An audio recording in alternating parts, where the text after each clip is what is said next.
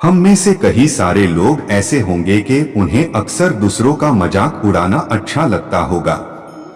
हमें कभी भी दूसरों का मजाक नहीं उड़ाना चाहिए, क्या पता हमें कब किसकी जरूरत पड़ जाए।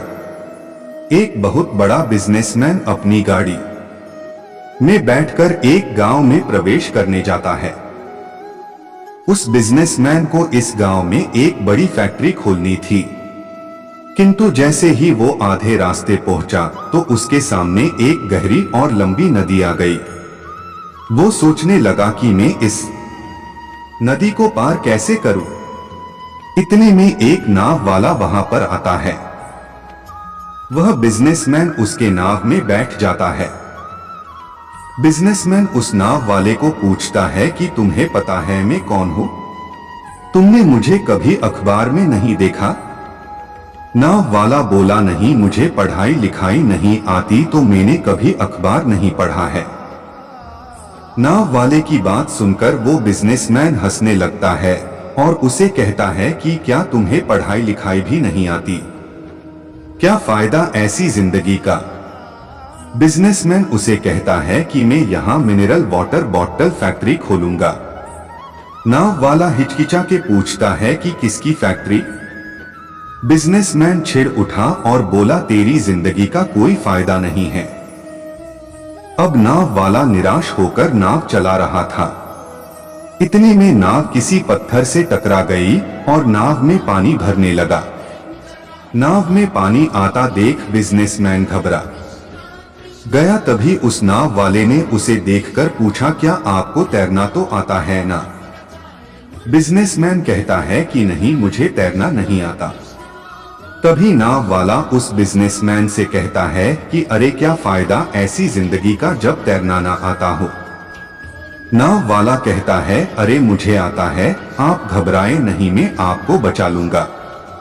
परिवार का महत्व। सेठ धनीराम एक धनी व्यापारी थे जो हमेशा पैसे कमाने में लगे रहते थे, लेकिन अक्सर अपने परिवार पर पर्याप्त ध्यान नहीं देते थे।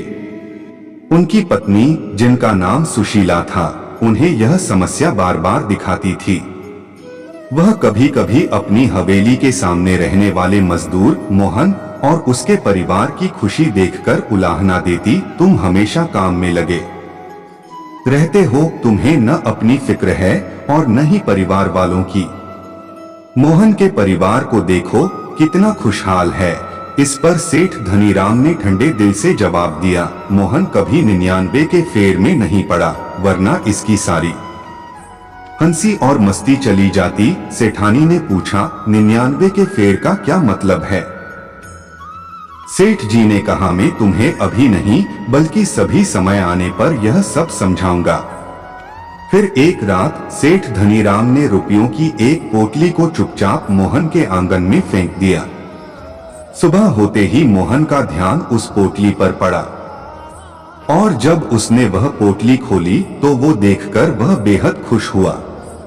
पोटली में 99 रुपए थे। सभी परिवार के सदस्य, बच्चों से लेकर बड़ों तक, ने उस पोटली के रुपयों को गिनने लगे। सभी विचार करने लगे कि इसमें जो 1 रुपया कम है उसे भी कमाकर 100 रुपए पूरे कर लिए जाएं। इस प्रक्रिया में सबने मिलकर मेहनत करने का निश्चय किया और पैसे बचाने के लिए संकल्प लिया।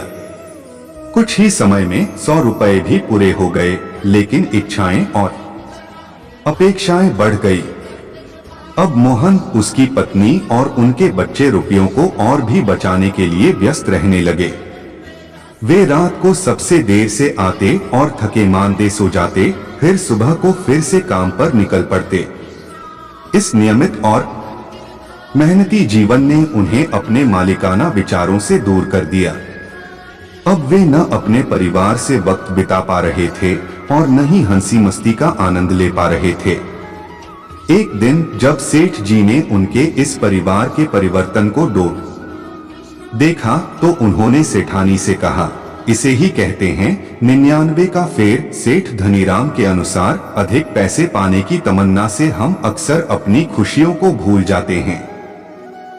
यह कहानी हमें याद दिलाती है कि हमें अपने परिवार और अपने खुद के साथ बिताए गए समय का मूल्य जानना चाहिए और हमें उसका सही उपयोग करना चाहिए। अधिक पाने की चाह से बचकर हम अपने जीवन को सरल, सुखमय और संतुष्टिपूर्ण बना सकते हैं।